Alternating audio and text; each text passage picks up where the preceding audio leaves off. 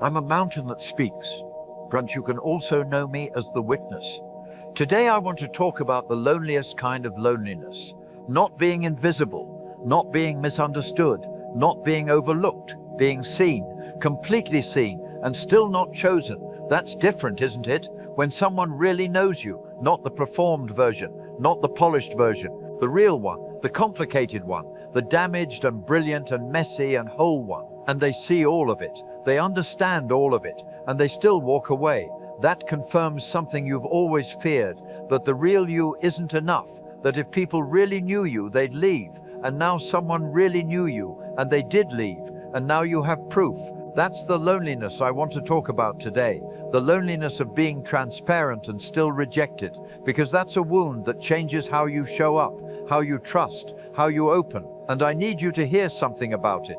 Their leaving wasn't proof of your unworthiness. It was proof of their capacity. And those are completely different things. Let me explain. There's a version of rejection that's almost easier to hold. The kind where you weren't fully seen, where they left before really knowing you, where you can tell yourself, well, they didn't understand, they didn't see the whole picture. If they really knew me, it would be different. That kind of rejection leaves room for hope, room for maybe next time, room for if only they'd stayed long enough to really know me. But the rejection you're carrying is different.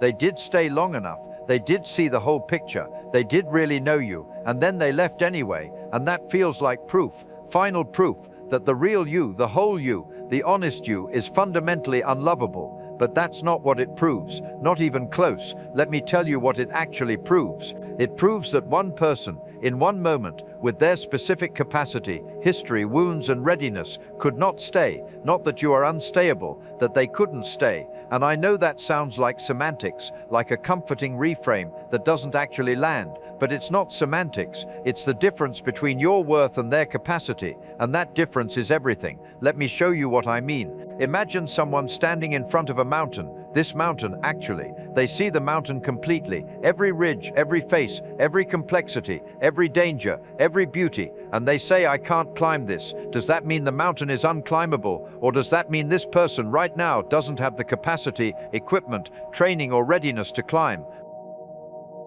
It means the second one. Obviously, l'onzide altro. Other people climb mountains. People with different preparation, different capacity, different timing. The mountain doesn't become unworthy because one person can't climb it. So why do you become unworthy? Because one person couldn't stay. Because you're not a mountain, you're a person. And people internalize rejection in ways mountains don't have to. People make other people's limitations about their own lack, but it's not about your lack, it's about their capacity. And I need you to really hear that. Someone seeing you completely and still leaving is not proof that you're unlovable. It's proof that love alone isn't always enough, that seeing someone clearly doesn't obligate you to stay, that understanding someone doesn't automatically create compatibility. You can be seen, known, understood, and still not be the right fit for someone. And that's devastating. I'm not minimizing that. It's devastating to be fully visible and still not chosen. But it's not proof of your unworthiness. It's proof that match is more complex than visibility. Does that distinction land? Let me tell you about someone I watched. Let's call them the open heart. They spent years building walls, years performing, years showing people the acceptable version. And then they met someone who felt safe, someone who asked real questions, someone who seemed like they could handle the truth. So the open heart opened, slowly at first, then completely. They showed everything, the trauma, the patterns, the fears, the darkness they usually hid, the brilliance they usually dimmed, all of it, raw, unedited, real. And the person received it beautifully, said, I see you, said, I understand, said, thank you for trusting me with this. And the open heart felt relief, safety, hope. Finally, someone who knows me and stays. Finally, someone who can handle the real thing. Finally, proof that I'm lovable, even when I'm honest. And then, a few weeks later, the person left, not because of a fight, not because of misunderstanding, not because the open heart did anything wrong. They just couldn't. Said, I care about you, but I can't do this. Said, you deserve someone who can meet you here, and I can't. Said, I see you clearly, and I'm not the right person. Gentle, honest, clear, and completely shattering. Because it wasn't a rejection based on ignorance. It was a rejection based on full information, and that felt like the worst possible thing, like confirmation. See, even when they really know you, they leave. Even when you're fully honest, you're still too much. Even when you trust completely, you end up alone. The open heart closed after that, vowed never to be that vulnerable again. Better to be left for the wrong reasons than the right ones. Better to be misunderstood and rejected than understood and rejected. At least misunderstanding leaves room for maybe. But here's what the open heart couldn't see yet. That person leaving wasn't about the open heart being too much. It was about that specific person not having capacity for that specific depth at that specific time. They weren't lying when they said you deserve someone who can meet you here. They were telling the truth. They couldn't. And their inability to stay doesn't mean the open heart is unstayable. It means that person was the wrong person. Not because they're bad, not because the open heart is bad, because match is about more than visibility. You can see someone completely and still not be equipped to stay. You can understand someone fully and still recognize you're not the right fit. And someone recognizing that and leaving honestly is actually kinder than staying out of obligation or guilt. But it doesn't feel kind. It feels like abandonment. It feels like proof that honesty equals loneliness, that vulnerability equals rejection, that the real you is too much for people to handle. And I need to tell you something about that. The real you is not too much. The real you is specific. And specific means not everyone will be able to meet you there. Not because you're wrong, because match is particular. Do you understand the difference? Too much implies there's something wrong with your amount, that you need to be less, smaller, quieter, simpler. But specific just means this is who I am, and not everyone will resonate with that, and that's okay. That's not a flaw. That's just reality.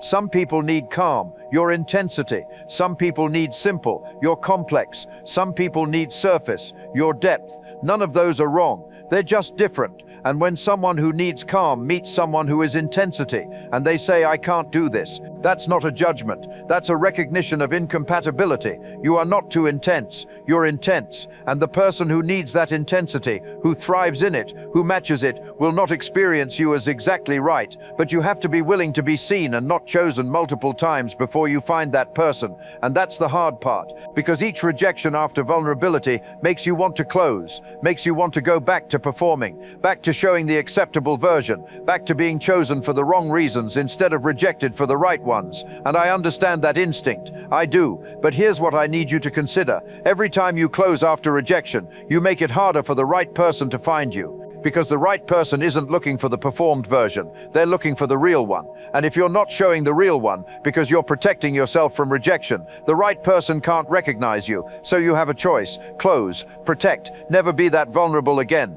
Be chosen for the performed version by people who can't actually handle the real you. Feel safe but unfulfilled, connected but lonely.